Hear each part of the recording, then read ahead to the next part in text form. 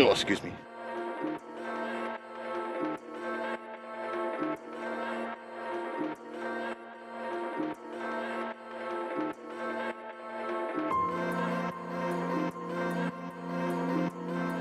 They're just getting this built up.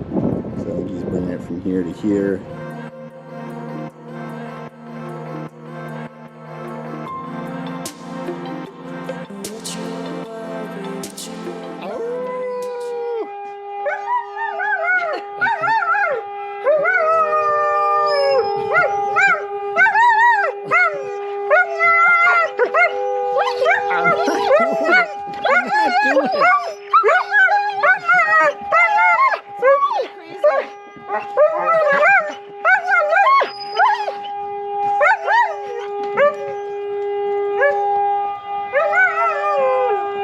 Do your dogs do this when the sirens go off?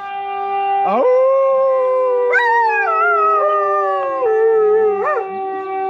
Oh! This one's not a howler. No, he's not. All right, guys. It's a gorgeous day. It's April. We're gonna head over and we're gonna help one of our neighbors move some dirt because that's what neighbors do. No matter what happens, neighbors help neighbors.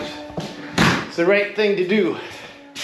So let's go check out what we got to do today, and then let's get her done. I'm not sure why those alarms are actually going off. It's not Wednesday. The first Wednesday of the month, our alarms go off, at least in our neck of the woods. Do they go off where you're from?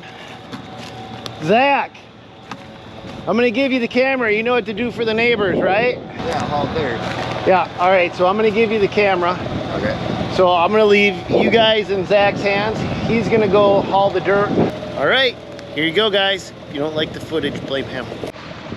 All right, so today we're helping Cliff move some pulverized dirt to his backyard. And I'm gonna come in on this side, come through here, or go around this way.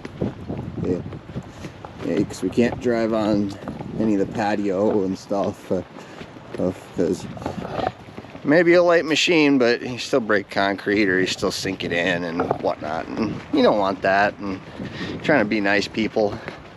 Oh, he said he doesn't care about this right here, so we're gonna come in around and then actually come in through here or around, and then we're dumping, I don't know, a few bucketfuls right here. We're just getting this built up. So he's bringing it from here to here. No, excuse me. I'm not really sure, but yeah. So I'm gonna get set up on a time lapse and I'm just gonna go from there. America was built on neighbors helping neighbors, but sometimes that can bite you in the butt. I was doing a massive boulder retaining wall on a lake shore, and the neighbor's retaining wall butted right up to the project I was working on. And what had happened is their retaining wall, the neighbor's retaining wall, started to it was disintegrating. It was so old that the timbers themselves, if you touch them, would fall apart. They would just disintegrate. So when we removed the retaining wall we were working on, we opted to replace some of the worst timbers that they had in their retaining wall. Problem is, we never asked them, and we should have. My project foreman called up and he's like, you know, the neighbor's timbers are just falling apart, and once we remove this, there's going to be issues, not just with our wall, but with their wall. And I says, just go ahead and replace them. Just make sure you match it up. Just do a good job for them. I'm sure it'll be okay. Worst mistake I could have ever made. That neighbor that we replaced those three timbers, took us to court and sued us for $3,300 because we went on his property and replaced them. And I admitted to the judge, I'm like, yeah, but I had a video, of course, you know, being a videographer, of what it looked like beforehand, which pissed everybody in the court off. The judge didn't even want to look at it. She said, why should I look at this? And I'm like, because it's evidence of what was there, and I did an improvement on the project. The judge was so pissed at me that she didn't award the neighbor that I did the work the $3,300. She multiplied it by 3. She multiplied it by 3 and awarded the neighbor $9,900 for me to replace 3 of his timbers that I did on my own dime. And that is legal. That is something that you can do. If you do an improvement on someone's property without their approval, they can sue you up to 3 times the amount of damages and win. And if you live in Minnesota and you got these kind of judges that we have around here, these corrupt judges, which we do have a lot of corrupt judges. There's a lot of corrupt judges across America as far as I'm concerned. You could lose, especially if they sniff that you're not part of their normal agenda. But let's just keep watching this video.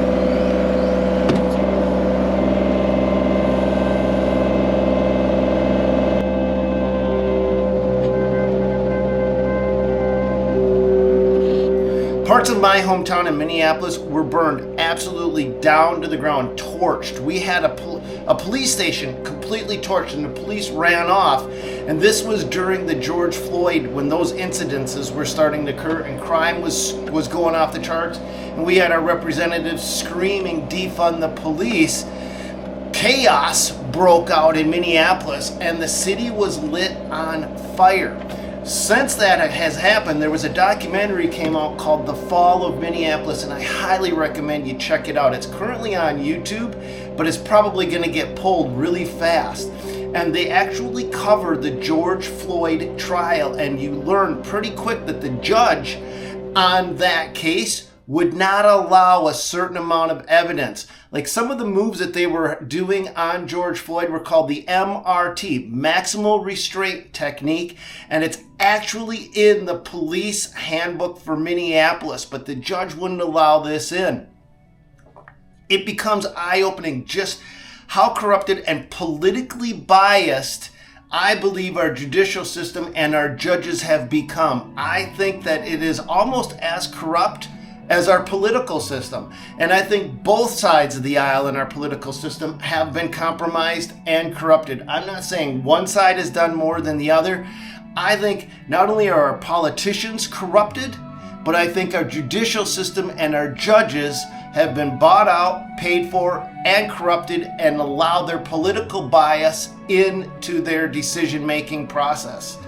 But what are you guys seeing out there? Are you noticing anything like this, or is this a one-off isolated incident? And on top of it, if you've happened to see that show, The Fall of Minneapolis, what do you think of that? Put that in the comments down below. I want to hear your guys' thoughts on this.